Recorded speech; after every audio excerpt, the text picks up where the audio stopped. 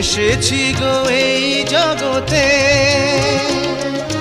বেঁধে নেব ভাগ্য আমার বন্ধু তোমারই সাথে।